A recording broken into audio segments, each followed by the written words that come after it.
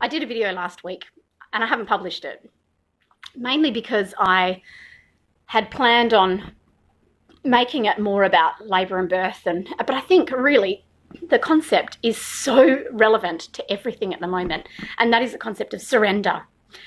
Initially, the concept of surrender I found was really out there. This was years ago when I was a young person having my first baby. Now I'm an old person having my fourth baby. And it is more relevant today in the light of pandemic craziness than it has ever been for me or anyone, I think. And so for me, the concept of surrender, initially, you think of it as sort of, it has a negative connotation, because if you surrender in battle, historically, you lose. You're the losing side if you surrender. Whereas in actual fact, there is more power in surrender than anything else.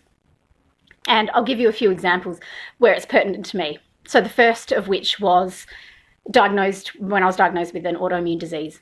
I needed surgery, chopped out a bit of my stomach, hair in my mouth. And from then, I have a huge list of things I can't eat. I have to manage my stuff and condition every day. I have to manage everything that I eat.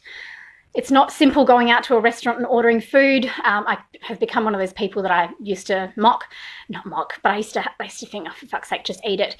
But now I'm those people, because I have to make sure that if I'm ordering something on the menu that they haven't added random stuff that I can't eat, because there's nothing more frustrating than finding the one thing on the menu that looks good, then you get it and it's covered in shit you can't eat, and then you've got to sit there watching everyone else eat. It's really frustrating. But again, this is about surrender and acceptance. And, you know, if that's the biggest of my worries, then my life is pretty damn good. And so this process for me, I have to accept, and I have accepted the fact that this is what my life is like. Yes, sometimes I kind of go, this bloody sucks. I just want to eat a salad. And I just don't let myself get stuck in that rut. And the same can be said, the concept of surrender, the same can be said of the releasing of stress when it comes to parenting, pregnancy, birth, and especially early parenting as well. And that is accepting the things that you have control over and you can change, and accepting when you can't. And I'll tell you how I believe it applies really, really relevantly. When it comes to pregnancy, you have to experience a number of changes on a physical level, especially, things expand, skin just keeps expanding, and you kind of think, when is this going to end? There's things like stretch marks, there's things like hemorrhoids, there's loads of unpleasant or pleasant things that we have to kind of face up to. And we can either get really worried about things, spend stupid money on creams that are going to do absolutely jack shit for your stretch marks because it is genetic. You're either going to get them or you're not. Doesn't matter how many expensive creams you rub on it. People and industries make a ton of money from that kind of shit. Anyway, that's a digression. But pregnancy, you have to get used to, so not maintaining that level of fitness that you may have previously. It may be, that you can't do the activities that you used to do. If you're maybe a horse rider, I'm no longer professionally riding, and I've accepted that. It's short term. It is what it is, which is the choice I've made.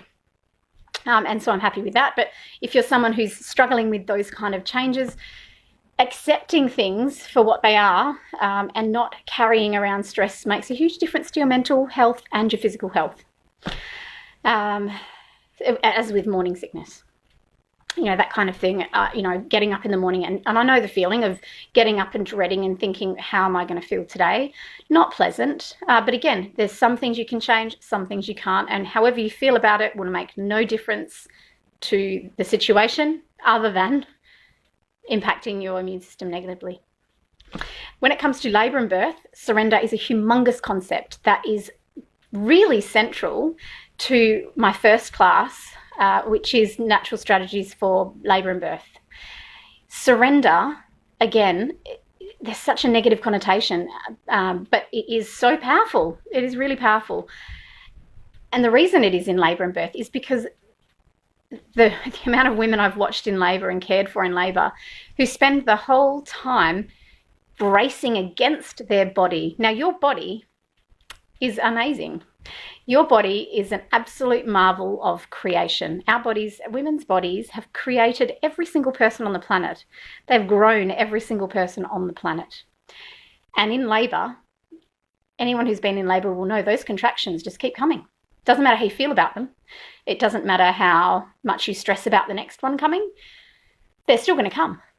Now, you can either brace yourself and fight against it, wasting every ounce of energy, or you can conserve your energy and you can do your absolute best to surrender to the process and get out of the way of your body. And that's what a lot of my first class is about knowing what your body is doing, trusting the wisdom of your body and getting out of its way and allowing it to work. So that process in labour, surrendering in labour, is huge. Now, again, people may see it as quite a hippy-dippy concept, but it is so powerful and it's life-changing. And the same can be said for parenting a newborn or, in that very early parenting period. People try and control their tiny babies from the beginning, but they are not something that you can control. And I know this. It took me a couple of kids to actually come to grips with that and to actually accept that it would be lovely if they were like little robots that you could just plug on and feed and put them down, and then they slept and then they shat and then you clean them and then they were fine.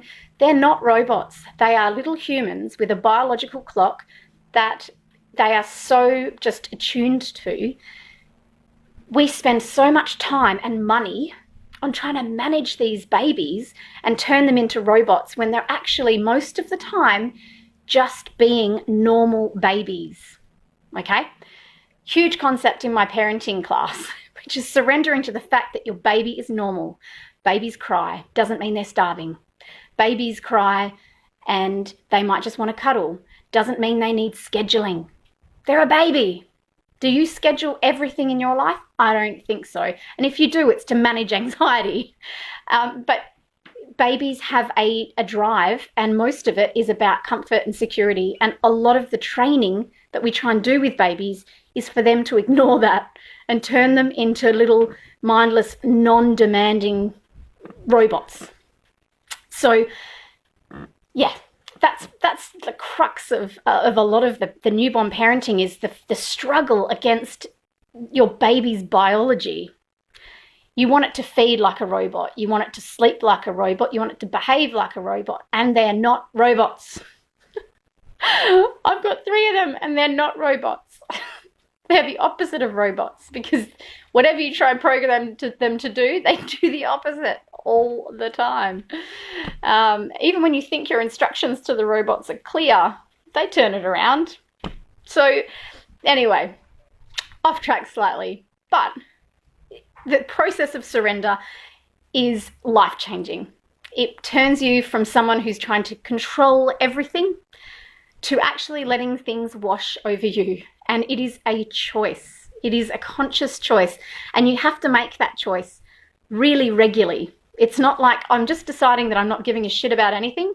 No, it is a step-by-step, day-by-day, event-by-event process that you go through. And if you have to remind yourself 5-10 times a day to just surrender, then I hope it can help you in some of those moments. Stay well, stay healthy, wash your hands, dry your hands. If you sneeze into a tissue or a cough into a tissue, throw the tissue away, wash your hands again for the 20 plus seconds. Stay safe, stay well, and keep yourself and your loved ones happy and healthy.